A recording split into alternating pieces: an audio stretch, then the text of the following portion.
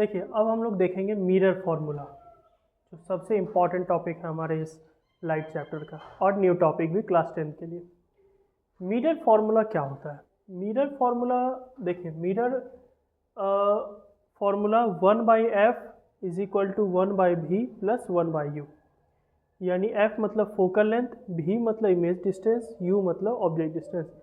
यानी mirror formula का इस्तेमाल हम लोग कब करेंगे? जब हम लोग को या तो इमेज डिस्टेंस निकालना हो, या ऑब्जेक्ट डिस्टेंस निकालना हो, या फोकल लेंथ निकालना हो।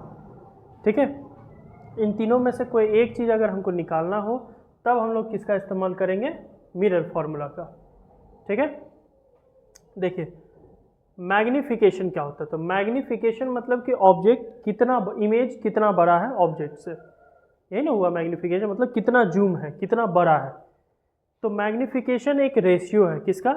इमेज के हाइट का और ऑब्जेक्ट के हाइट का, यानी ऑब्जेक्ट के हाइट से इमेज का हाइट कितना बड़ा है, इसी को हम लोग क्या बोलेंगे? Magnification. m is equal to H I by H O, यही जो रेशियो है इसी को हम लोग क्या बोलते हैं? मैग्नीफिकेशन। मैग्नीफिकेशन का एक और फॉर्मूला होता है, m is equal to minus v by u, यानी माइनस भी यानी कि इमेज डिस्टेंस और u यानी कि ऑब्जेक्ट डिस्टेंस। समझ में आई ये चीज़, मिरर फॉर्मूला और मैग्नीफिकेशन। अब थोड़ा सा रूल्स हम लोग देखेंगे कि कैसे कैसे क्या क्या इसमें कौन पॉजिटिव होगा, कौन कैसे क्या निगेटिव होगा, ये चीज़ हम लोग देखेंगे अभी।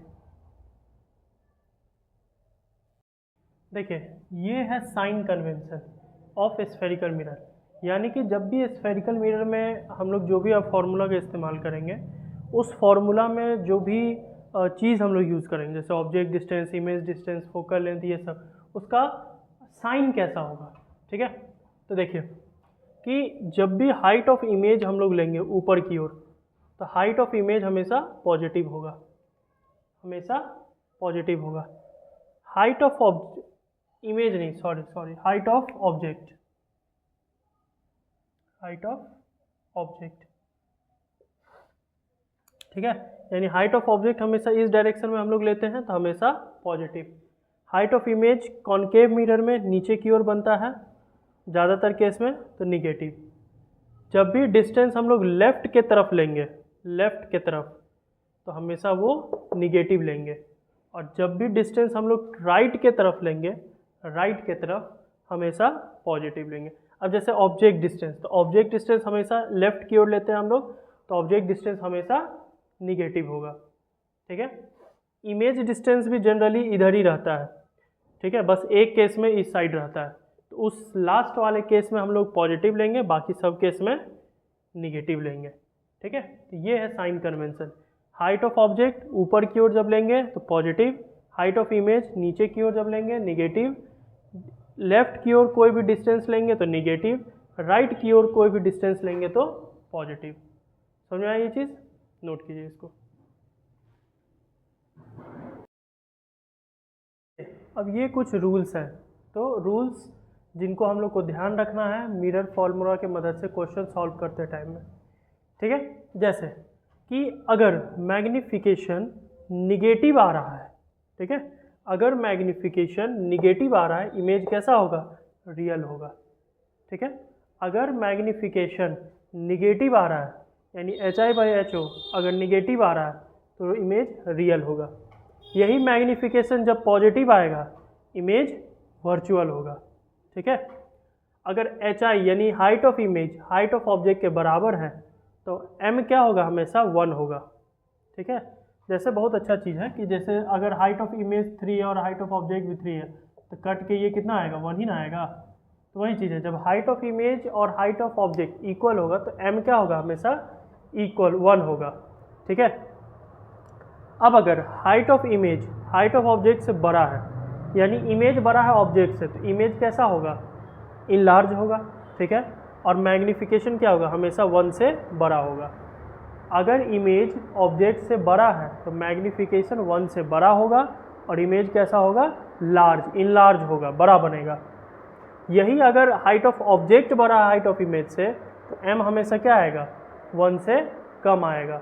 ठीक है, और इमेज कैसा होगा? डिमिनिश्ड, छोटा होगा। प्लेन मिरर का जो मैग्नीफिकेशन रहता है वो हमेशा 1 रहता है। क्या रहता है? हमेशा 1 रहता है। अगर आंसर में कभी प्लस साइन पॉजिटिव में आंसर आ रहा है तो पॉजिटिव क्या इंडिकेट करता है कि इमेज कैसा बन रहा है, वर्चुअल। क्या इंडिकेट करता है इमेज कैसा बन रहा है, वर्चुअल। अब अगर m पॉजिटिव आ रहा है, ठीक है, अच्छा हम लोग अभी क्या पढ़े कि m पॉजिटिव किस केस में आता है, वर्चुअल में, ठीक है, m किस पॉजिटिव किस केस में आता है, वर्चुअल में।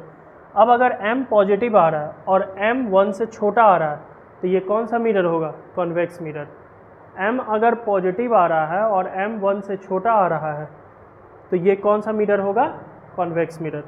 यही m अगर निगेटिव आ रहा है, ठीक है, तो ये कौन सा मिरर होगा, कॉनकेव मिरर, कॉनकेव मिरर, ठीक है। लेकिन m अगर पॉजिटिव आ रहा है और m 1 से बड़ा आ रहा है तो इस केस में भी क्या बनेगा, कॉनकेव मिरर। तो यहाँ पे हम लोग क्या देखें कि कॉनकेव मिरर में दोनों चीज़ बन रहा है, जैसा कि हम लोग रे डायग्राम में भी देखे थे कि वर्चुअल इमेज भी बन रहा है और रियल इमेज भी बन रहा है, ठीक है। तो वर्चुअल इमेज एक ही केस में बनता है जिसमें तुम्हारा लास्ट वाला जो केस जब ऑब्जेक्ट फोकस और पोल के बीच में हो, उसी एक केस में वर्चुअल बनेगा, ठीक है। इसीलिए यहाँ पे दो टर्म लिखा गया है कि कॉनकेव मिरर में जब निगेटिव m का वैल्यू आएगा, ठीक है, तो निगेटिव बनेगा तो रियल बनेगा, ठीक है। कॉनकेव मिरर में जब निगेटिव m का वैल्यू आएगा तो रियल बनेगा, ठीक है। यानी जो 4 केस था रे डायग्राम में, उसमें m का वैल्यू कितना आता, निगेटिव आता, इसीलिए हर में रियल इमेज बन रहा था।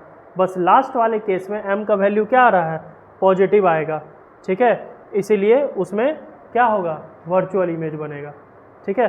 लेकिन कॉन्वेक्स मिरर में क्या होता है, हमेशा वर्चुअल ही होगा, इसीलिए m क्या होगा, हमेशा पॉजिटिव ही होगा, और m का जो भी वैल्यू आएगा वो हमेशा कॉन्वेक्स मिरर में 1 से छोटा होगा, 1 से छोटा होगा।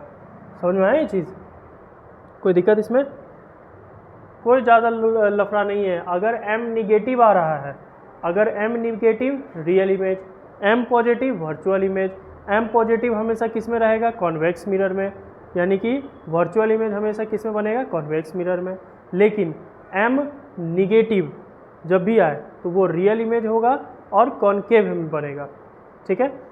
m अगर पॉजिटिव आ रहा है और m 1 से बड़ा आ रहा है, ठीक है, तो वो कौन सा मिरर होगा, कॉनकेव मिरर होगा, ठीक है। लेकिन m अगर पॉजिटिव आ रहा है और 1 से छोटा आ रहा है तो वो कौन सा मिरर होगा, कॉन्वेक्स मिरर होगा, ठीक है। यही सब चीज़ था, ठीक है। अब अगले वीडियो में इससे रिलेटेड हम लोग कुछ क्वेश्चंस देखेंगे, ठीक है। यहाँ तक का वीडियो अगर आपको अच्छा लगा हो लाइक कीजिए, सब्सक्राइब कीजिए, ठीक है, और जहाँ तक हो सके इसको शेयर करने की कोशिश कीजिए।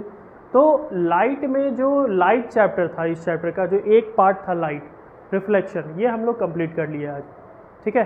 अब हम लोग नेक्स्ट पार्ट की ओर बढ़ेंगे जो है रिफ्रैक्शन, रिफ्रैक्शन अपने अगले वीडियो में उसको हम लोग शुरू करेंगे, ठीक है। इसको नोट कर लीजिए, और अगर अच्छा लग रहा हो तो थोड़ा सा लाइक कमेंट वमेंट दिया कीजिए, जो हमको भी पता चले कि हाँ भाई सामने वाले को थोड़ा अच्छा लगा है देखने में, ठीक है, ठीक है, नोट कीजिए इसको।